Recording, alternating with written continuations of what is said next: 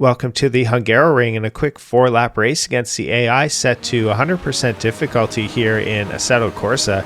We're in the number 5 Williams Honda of Nigel Mansell as we get things underway. Content coming from Race Sim Studios. It's the RSS 1986 V6 that was released last summer. I've kept the boost at 100% too, so we'll see if we can keep it on track for the length of this 4-lap race, starting kind of near the back of the grid.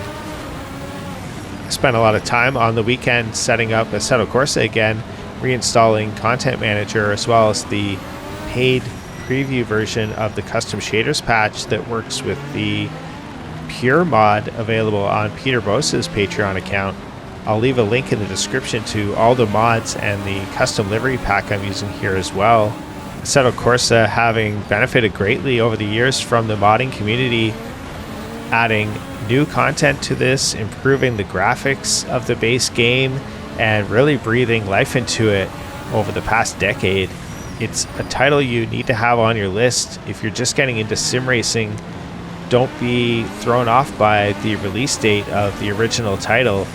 It is fantastic and has amazing force feedback and more content than you could ever imagine to try out. Definitely need this in your library if you're just getting into the hobby. Behind the Benetton BMW of Fabi now, trying to put some names up on the screen here just to show you who we're kind of interacting with through the lap. Definitely doing the commentary after the fact and not while trying to tame this 1200 horsepower plus beast around here with 100% boost. Being very gentle on the throttle on corner exit. That's probably the highest risk point of getting the car turned around on you. This took more than a few takes to finish this race, not necessarily because I couldn't control the car. I definitely just kind of ran into the back of the AI a lot. They would kind of slow down in certain areas of the track, and it made it necessary to be very careful about slowing up and not coming into the back of them, because it would cause here's an example here, so it would almost cause like instant wreck if you touched one of the AI. Missing from Automobilista 2, the sim that I've been in the most recently, is the Hungaroring, and it's one of my favorite tracks. I really love the layout, and it's been home to the F1 for so long. I hope that eventually Risa can add a few more official F1 tracks and historic tracks into the game. They do, however, have quite a great selection currently in Automobilista 2 for this type of racing. I wanted to jump across to Assetto Corsa after seeing a couple of videos on YouTube.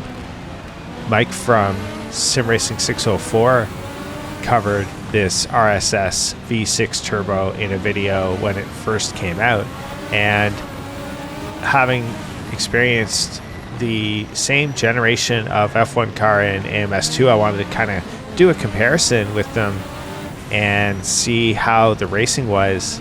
The AI in AMS2 is definitely better than the AI in Assetto Corsa. I don't know that anyone would argue with that. Every sim has its strengths and weaknesses, but I think for sure that's one area where AMS2 has a little bit of an edge on Assetto Corsa is with the offline racing, which is typically what I have time in my kind of schedule for, is just to jump into the rig and do some quick offline AI racing. And AMS2 for me right now has been the best title for that.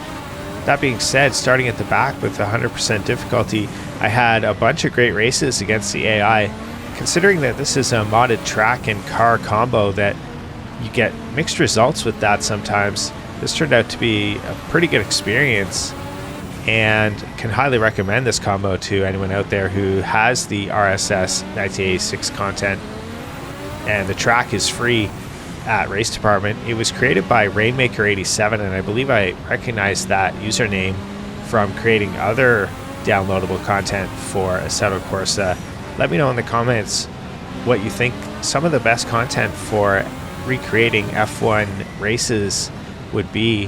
One thing I noticed is I tried to grab a mod that would activate sparks on the car, I couldn't get the custom shader patch to show that in this scenario. Let me know in the comments if you have any experience with that, if you can help troubleshoot that for me. But I just could not get sparks flying off these cars, and maybe it's just not possible. I'm not really sure. I didn't see any other footage on YouTube of anyone else driving these cars with sparks coming off as well, so maybe it's just something that can't occur with this combination. Interested to know though, because I want to try to make it as immersive as possible. We get around Prost as he kind of heads off in the background there. He kind of tries to avoid us, I guess, and then just heads off into the wall. We're up into a podium spot at this point. In behind Rosberg, we're trying to get around him. Moving to his right, we pull in behind Ayrton Senna.